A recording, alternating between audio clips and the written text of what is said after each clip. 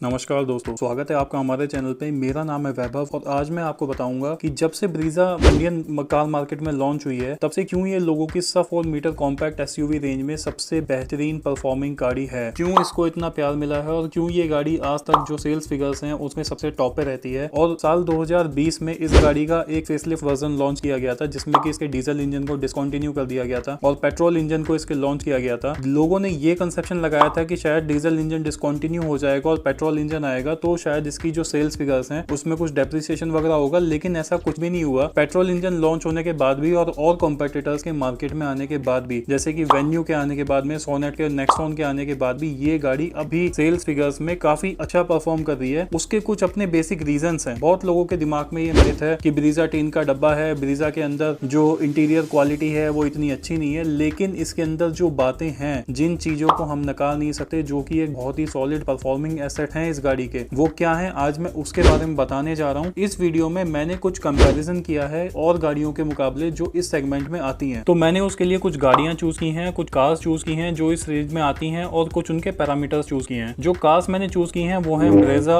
EcoSport, Venue, Sonet, Nexon और XUV 300। और जो मैंने पैरामीटर्स हैं जिसपे कि इन गाड़ियों के जो डिटेल्ड एनालिसिस हैं जिसको कि हम करेंगे आज इस वीडियो में, वो है engine, NCAP ratings, music system. यहाँ पे मैंने बहुत सारी चीजें बेस वेरिएंट से ली हैं। किसी भी गाड़ी में अगर आपको ये देखना है कि कंपनी क्या ऑफर कर रही है तो आपको सबसे पहले उसका बेस वेरिएंट उठा के देखना चाहिए कि बेस वेरिएंट से वो क्या ऑफर कर रही है। बेस वेरिएंट के प्राइस अलग अलग हो सकते हैं, लेकिन जो कंपनी जिस बेस वेरिएंट में सब कुछ दे रही है तो वो एक फायदा कस्टमर्स को पहुंचाने वाली बात होती है और उसमें कस्टमर्स को उतना बेनिफिट मिलता है क्योंकि उन्हें सारी सुविधाएं और फीचर्स बेस वेरिएंट से ही मिलनी स्टार्ट हो जाती है। तो उसके लिए उन्हें हायर वेरिएंट्स में जाके ज्यादा पैसे नहीं देने होते। तो हमने फीचर्स जो लिए हैं वो है engine, NCAP, music system, electrically adjustable OVRMs, all 4 power windows, door handles, bumper, side turn indicators, colour, और यहाँ पे customer service experience, central locking, electric tailgate, tyres का size, dimensions, price base variant का कितना है और ground का। तो ये टोटल मिला के 13 एस्पेक्ट्स है जिसपे कि हम गाड़ियों को जज करेंगे। सबसे पहले, सबसे फॉरमोस्ट, मोस्ट इंपॉर्टेंट चीज, अगर आप कोई गाड़ी खरीदने जाते हो सबसे पहले क्या देखते हो, उसका इंजन। सबसे पहले बात करते हैं इंजन की। First thing is our engine. उसमें ब्रीजा अकेली गाड़ी है मार्केट में इस टाइम जिसमें 1.5 लीटर का 4 सिलेंडर इंजन आता है। नेचुरली एस्पिरेटेड इंजन है 1.5 लीटर का 4 सिलेंडर इंजन। इसके बाद हम बात करें अगर इकोस्पोर्ट की तो उसमें 1.5 लीटर का इंजन आता है, वो भी नेचुरली एस्पिरेटेड इंजन है लेकिन वो 3 सिलेंडर इंजन है। वेन्यू के अंदर 2 इंजन ऑप्शंस आपको मिल जाते हैं, 1 लीटर टर्बो पेट्रोल इंजन और 1.2 litre 3 cylinder naturally aspirated engine. तो यहाँ पे जो एक इंजन आपको 1 लीटर वाला मिल रहा है वो भी 3 सिलेंडर इंजन है, लेकिन वो टर्बो चार्ज इंजन है जिससे कि लाइफ थोड़ी कम हो जाती है। और 1.2 लीटर जो कि नेचुरली एस्पिरेटेड इंजन है वो भी 3 सिलेंडर इंजन। 1.2 लीटर जो इंजन है वो थोड़ा सा अंडर पावर्ड है if we see it fitted in a sub 4 metre compact SUV, जहाँ पे कि आप अगर थोड़ी बहुत ऑफरोडिंग वगैरह करना चाहें तो आप चाहते हैं कि पावर डिलीवरी वगैरह आपको काफी ज्यादा रहे, ओवरटेक वगैरह करने में आपको प्रॉब्लम ना हो, तो उसमें 1.2 लीटर एक छोटा इंजन है। कंसीडरिंग द फैक्ट कि हमारी जो हैचबैक कार्स हैं जैसे कि i20 वगैरह गाड़ियां भी हैं तो उसमें भी 1400 सीसी के इंजन तक आते हैं। तो 1.2 litre engine for a sub 4 metre compact SUV is a smaller engine. Same is the case with Sonet. यहाँ पे 1 लीटर टर्बो इंजन है और 1.2 litre, because they both are potentially the same cars from N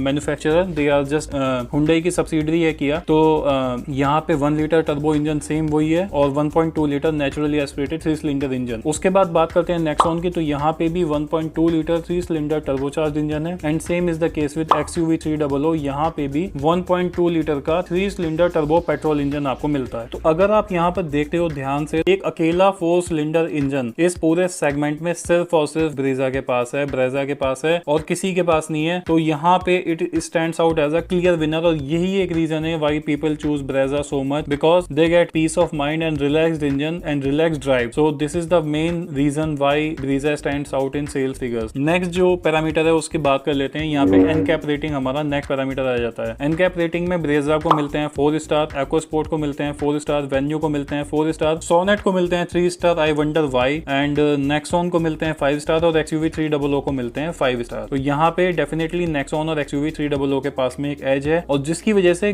market में इन गाड़ियों की sales figures भी अच्छी थोड़ी देखने को मिलती हैं as compare to other cars. तो इसमें कोई शक नहीं है, जहाँ पे भी सेफ्टी की बात आती है वहाँ पे नेक्सॉन को और XUV 300 को कंसिडर किया जाता है, स्पेशली नेक्सॉन को, क्योंकि नेक्सॉन एक काफी पॉपुलर प्रोडक्ट है। इसके बाद हम बात कर लेते हैं एनकैप रेटिंग्स के बाद में म्यूजिक सिस्टम की। तो म्यूजिक सिस्टम यहाँ पे मैंने कंसिडर किया है कि बेस वेरिएंट में किस गाड़ी के म्यूजिक सिस्टम प्रोवाइड किया जाता है कंपनी कंपनी की तरफ से। तो music system with Bluetooth connectivity आपको मिलता है ब्रेजा में। EcoSport का जो एम्बिएंट मॉडल आता है उसमें आपको मिलता है बेस मॉडल से ही, वेन्यू में नहीं मिलता है, सोनेट में नहीं मिलता है, नेक्सॉन में नहीं मिलता है, और XUV 300 में जो डीजल वाला वेरिएंट आता है उसमें मिलता है, लेकिन पेट्रोल वाले वेरिएंट में आपको बेस मॉडल में नहीं मिलता है। तो ये एक तरीके से थोड़ा सा डाउन साइड अगर हम कह सकते हैं। यहाँ पे मैंने जो गाड़ियां कंपेयर की हैं वो पेट्रोल गाड़ियां कंपेयर की हैं, क्योंकि ब्रेजा सिर्फ और सिर्फ पेट्रोल में आती है, तो मैंने फिलहाल पेट्रोल मॉडल्स का ही कंपैरिजन किया है। तो एक बार फिर से बता दूं, म्यूजिक सिस्टम सिर्फ अवेलेबल है ब्रेजा और EcoSport के बेस वेरिएंट्स में। वेन्यू, सोनेट, नेक्सॉन, XUV 300 के पेट्रोल बेस वेरिएंट्स में म्यूजिक सिस्टम अवेलेबल नहीं है। इसके बाद अगर हम बात करें इलेक्ट्रिकली एडजस्टेबल ORVMs की, तो वो हमको मिलते हैं ब्रेजा में बेस मॉडल से, LXi से हमको देखने को मिल जाते हैं, EcoSport में, एम्बिएंटे में हमको देखने को मिल जाते हैं, वेन्यू में हमें देखने को नहीं मिलते हैं, सोनेट में हमारे बेस वेरिएंट से ही इलेक्ट्रिकली एडजस्टेबल ORVMs आते हैं, नेक्सॉन में नहीं आते हैं, और XUV 300 में भी बेस वेरिएंट से ही इलेक्ट्रिकली एडजस्टेबल ORVMs आते हैं। इसके बाद हमारा नेक्स्ट पैरामीटर आ जाता है जो है कि ऑल 4 पावर विंडोज। तो ब्रीजा LXi में आपको चारों दरवाजों में पावर विंडोज मिलती हैं। EcoSport में भी आपको ऑल 4 डोर्स में पावर विंडोज मिलती हैं। एम्बिएंटे में, वेन्यू में आपको फ्रंट 2 पावर विंडोज मिलती हैं, रियर पावर विंडोज नहीं मिलती हैं। सोनेट में सेम आपको फ्रंट 2 पावर विंडोज मिलती हैं, नेक्सॉन में आपको फ्रंट 2 पावर विंडोज मिलती हैं, और XUV 300 में आपको ऑल 4 पावर विंडोज यहाँ पे देखने को मिलती हैं। इसके बाद हमारा नेक्स्ट पैरामीटर आ जाता है, यहाँ पे मैंने लिया है door handles, bumper, side turn indicators, colour. इसका क्या मतलब है, मैंने ये पैरामीटर इस तरीके से डिजाइन किया है कि अगर किसी पर्टिकुलर गाड़ी में साइड टर्न इंडिकेटर्स जो हैं वो ORVMs में माउंटेड नहीं है, या फिर उसके साइड टर्न जो ORVMs हैं वो ब्लैक इन कलर है, वो बॉडी कलर नहीं है, या फिर उस गाड़ी का बम्पर ब्लैक कलर है, तो इसको मैंने क्लब करके एक पॉइंट बनाया है। अगर इन तीनों फीचर्स में से कोई एक फीचर भी नहीं है तो मैंने उस पर नो किया है, ठीक है। तो यहाँ पे ब्रीजा LXi में आपको साइड टर्न इंडिकेटर्स ORVMs में माउंटेड मिल जाते हैं, और बॉडी कलर बम्पर और बॉडी कलर्ड साइड ORVMs मिलते हैं। EcoSport में नहीं है, वेन्यू में नहीं है, सोनेट में नहीं है, नेक्सॉन में नहीं है, XUV 300 में नहीं है। मोस्ट ऑफ द कार्स में या तो आपके साइड टर्न इंडिकेटर्स आपके ORVMs में ना हो के आपकी बॉडी पे हैं, या फिर आपके जो साइड टर्न ORVMs हैं वो आपके ब्लैक इन कलर है, they are not body colour, और एक दो गाड़ी में शायद आपका जो बम्पर है that is not body colour. इसके बाद अगर हम बात करें कस्टमर सर्विस और कस्टमर फीडबैक की, तो वहां पे मारुति इज बेस्ट। उसमें बहुत अच्छा फीडबैक है उनका, बहुत ही अच्छा आफ्टर सेल सर्विस है, सेल्स सर्विस है। कभी कस्टमर्स को कुछ ऐसी प्रॉब्लम नहीं होती, ये नहीं ढूंढना पड़ता कि कहाँ पे किस सर्विस सेंटर लेके जाना है, या फिर हमें बहुत ज्यादा किसी दूसरे शहर में ले जाकर गाड़ी की सर्विस करानी होगी जहाँ पे की सर्विस सेंटर है। हर जगह इजीली पार्ट्स वगैरह भी अवेलेबल हो जाते हैं, सर्विस सेंटर्स भी अवेलेबल हो जाते हैं। अगर हम यहाँ पे कंपैरिजन करें तो EcoSport के मामले में फोर्ड का सर्विस जो फीडबैक है वो ओके है। ये मैंने इस पे थोड़ी रिसर्च की है, और मैंने जो कस्टमर फीडबैक था उसको क्लब करके एक ओवरऑल अपनी एक रैंकिंग दी है। तो EcoSport का ओके है, वेन्यू का बेटर है, हुंडई का थोड़ा बेटर है as compare to, but not up to the mark, थोड़ा बेटर है फिर भी काफी अच्छा है। सोनेट का सोसो है, अभी किया जो है क्योंकि अभी लॉन्च हुई है तो अभी इंडियन मार्केट में इसका इतनी पकड़ नहीं है, तो अभी इसका जो कस्टमर फीडबैक है वो सोसो है। बहुत लोगों को बहुत सारी प्रॉब्लम्स भी होती हैं, बहुत सारी तकलीफें होती हैं, उनको ये लगता है कि गाड़ी लेने के बाद में किया से इतना अच्छा जो उनका रिलेशन है वो बिल्डअप नहीं हो पा रहा है। नेक्सॉन का ओके है, टाटा ने अपने जो कस्टमर फीडबैक है उसमें काफी इंप्रूवमेंट किया है, अपने मशीनरी, इक्विपमेंट और सर्विस लाइन में काफी चेंजेस किए हैं, अपनी वर्कमैनशिप बढ़ाई है, तो उनका थोड़ा बेटर होने लगा है। XUV 300 का ओके है, महिंद्रा की जो सर्विस स्टेशन हैं वो इजीली मिल जाते हैं, तो इनका भी जो कस्टमर फीडबैक है वो ओके है, बट मारुति का जो है वो बेस्ट है। इसके बाद आ जाता है हमारा नेक्स्ट पैरामीटर जो है सेंट्रल लॉकिंग। सेंट्रल लॉकिंग के मामले में ब्रीजा LXi में आपको सेंट्रल लॉकिंग मिलती है, और central locking with tailgate आपको मिलती है, और इसमें आपको रिमोट की ऑपरेशन भी मिलता है, जिससे कि आप सिंगल बटन से ऑन ऑफ से उसको सेंट्रल लॉकिंग को एक्सेस कर सकते हैं। सेम आपको EcoSport में मिलती है, एम्बिएंटे से ही आपको सेंट्रल लॉकिंग विद रिमोट की मिलती है। वेन्यू और सोनेट में आपको यहाँ पर मैनुअल सेंट्रल लॉकिंग मिलती है, वही XUV 300 में मैनुअल सेंट्रल लॉकिंग मिलती है, यानी कि जो आपको की मिलती है, जो चाबी आपको मिलती है, उसमें रिमोट एक्सेस नहीं होता, लेकिन जब आप अपनी की इंसर्ट करके डोर पे उसको अनलॉक करते हैं तब वहां से वो सेंट्रल लॉकिंग एक्सेस कर सकते हैं। चारों दरवाजे एक साथ खुलेंगे, एक साथ बंद होंगे। लेकिन यहाँ पे नेक्सॉन का एक नेगेटिव पॉइंट है, नेक्सॉन में आपको सेंट्रल लॉकिंग ना तो आपको चाबी रिमोट वाली मिलती है, और ना ही आपको मैनुअल सेंट्रल लॉकिंग इसमें देखने को मिलती है। इसके बाद अगर हम बात इलेक्ट्रोमैग्नेटिक टेलगेट की अगर हम बात करें तो यहाँ पे ब्रीजा LXi में सिंस बेस आपको देखने को मिलता है, EcoSport में भी, एम्बिएंट में आपको देखने को मिलता है, और वेन्यू में भी बेस में है, सोनेट में भी आपको बेस में दिया हुआ है, नेक्सॉन में नहीं है, और XUV 300 में सिंस बेस ही आपके आता है। उसके बाद जो एक बहुत बड़ा मतलब एक फैक्टर जिसको मैं कहता हूँ कि होना चाहिए, जो कि मैं आपको बताने जा रहा हूँ, टायर साइज। टायर साइज के मामले में सिर्फ और सिर्फ एक ब्रेजा और एक XUV 300 ऐसी गाड़ियां हैं जिसमें कि आपको R16 का टायर देखने को मिलता है। इसमें स्टपनी भी यानी कि जो आपका एक्स्ट्रा टायर आता है वो भी R16 का आता है और आपके जो गाड़ी में टायर लग के आते हैं वो भी R16 के होते हैं। तो इससे आपको बेनिफिट क्या होता है, R16 का जब आपकी गाड़ी में टायर आता है और अगर आप उसको अलॉय से रिप्लेस कराना चाहें स्टील रिम को, स्टील रिम के साथ आती हैं दोनों गाड़ियां XUV 300 भी और ब्रेजा भी, तो अगर आप उनको रिप्लेस कराना चाहते हैं अलॉय व्हील से तो उसके लिए आपको अपने टायर्स को चेंज नहीं करना होता, क्योंकि वो वही साइज होता है जो कि उन गाड़ियों के टॉप वेरिएंट्स में आता है जिसमें कि अलॉय व्हील्स लग के आते हैं। तो अगर आप कंपनी फिटेड अलॉय व्हील्स लेना चाहते हैं तो उसके लिए आपको टायर्स को चेंज नहीं करना होता, उसी टायर साइज में वो अलॉय व्हील्स आपके जो टॉप वेरिएंट्स में आते हैं वो फिट हो जाते हैं। तो ये एक बहुत अच्छा बेनिफिट है। टायर साइज आपको R15 देखने को मिलता है EcoSport, वेन्यू, सोनेट और नेक्सॉन में, और R16 देखने को मिलता है XUV 300 और ब्रेजा में। इसके बाद बात कर लेते हैं डायमेंशंस की। तो डायमेंशंस इस टाइम आपके स्क्रीन पे फ्लैश हो रही होंगी और अगर आप यहाँ पे देखोगे तो सारी गाड़ियां इजीली कंपेरेबल हैं कि यहाँ पे अगर हम विड्थ की बात करें, सबसे ज्यादा जो मैटर करती है वो मैटर करती है गाड़ी की विड्थ, यानी कि उसके अंदर जो सिटिंग कैपेसिटी है वो कितनी है, किस हिसाब से है। तो अगर आप यहाँ पे देखोगे विड्थ, तो ब्रेजा की विड्थ जो है वो 1790 है। EcoSport की विड्थ कम है तो उसमें पीछे जो सिटिंग के लिए है वो 3 लोग शायद आराम से ना बैठ पाए, और 1770 mm वेन्यू की है जो कि फिर भी ब्रेजा से कम है। 1790 सेम सोनेट की है तो ये अच्छी है, और 1811 नेक्सॉन की है तो यहाँ पे सबसे अच्छी, और 1821 जो है वो XUV 300 की है तो सबसे अच्छी जो विड्थ है वो XUV 300 की है, यानी कि उसकी चौड़ाई जो है वो काफी ज्यादा है जिससे कि पीछे रियर साइड में पैसेंजर्स के बैठने में और स्पेस वगैरह में काफी आरामदेह है। तो यहाँ पे सारी गाड़ियां इजीली आप कंपेयर कर सकते हो। ये डायमेंशंस का जो फिगर है वो मैंने आपके सामने रख दिया। इसके बाद बात कर लेते हैं जो बेस वेरिएंट्स आते हैं इन गाड़ियों के पेट्रोल में, उनका क्या क्या प्राइस है। तो ब्रेजा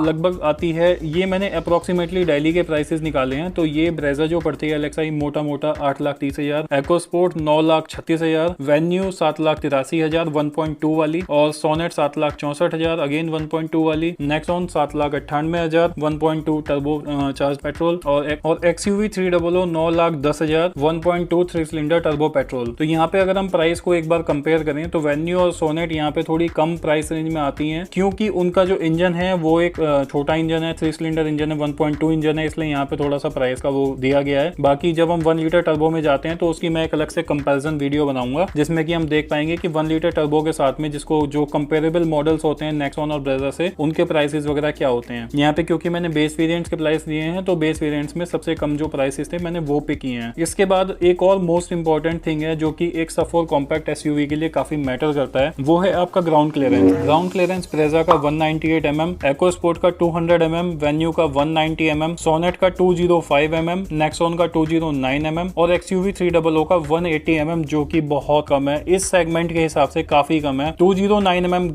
के साथ में यहाँ पे नेक्सॉन टॉप करती है। यहाँ पे अगर आप देखोगे तो 200 mm की लगभग ग्राउंड क्लियरेंस मिनिमम आपकी होनी चाहिए एक 4 मीटर कॉम्पैक्ट SUV की, जो कि उसको एक अच्छा SUV इंस्टेंस देती है। और वहां पे जब भी अगर आप थोड़ी ऑफ रोड पे या फिर थोड़ी पॉट होल्स वाली रोड पे चलाओगे तो उसमें गाड़ी की आपकी जो पकड़ है वो अच्छी रहती है और वो गाड़ी के इंजन को और सब चीजों को बचा के रखती है। तो दोस्तों ये था डिटेल्ड एनालिसिस कंपैरिजन इन सारी गाड़ियों का, और क्यों, मतलब इससे आपको एक काफी हद तक आइडिया लग गया होगा कि क्यों ब्रेजा सेल्स चार्ट्स में टॉप करती है। तो अगर आप देखोगे, अगर आप एक क्विक रिकैप देखें तो ब्रेजा अकेली ऐसी गाड़ी है जिसमें 1.5 लीटर का 4 सिलेंडर इंजन आता है। एनकैप रेटिंग है 4, कम नहीं है ना ज्यादा है ना बहुत ज्यादा, मतलब ऐसा नहीं है कि बहुत ज्यादा कम है और ऐसा भी नहीं है कि 5 है, तो यहाँ पे थोड़ा सा कॉम्प्रोमाइज कर सकते हैं, लेकिन 4 स्टार रेटिंग कम नहीं होती है, एक अच्छी है। म्यूजिक सिस्टम आपको मिलता है, इलेक्ट्रिकली एडजस्टेबल ORVMs आपको बेस मॉडल से मिलते हैं, ऑल 4 पावर विंडोज बेस से मिलते हैं, और body coloured door handles, bumper, side turn indicators आपको बेस से मिलते हैं। कस्टमर सर्विस बेस्ट मिलती है, सेंट्रल लॉकिंग बेस से मिलती है, इलेक्ट्रोमैग्नेटिक टेल गेट बेस से मिलता है, टायर साइज R16 के टायर्स आपको बेस से मिलते हैं, डायमेंशंस आपको कंपेरेबल मिलती हैं। बेस वेरिएंट का प्राइस भी जो है वो काफी अप्रोप्रिएट है,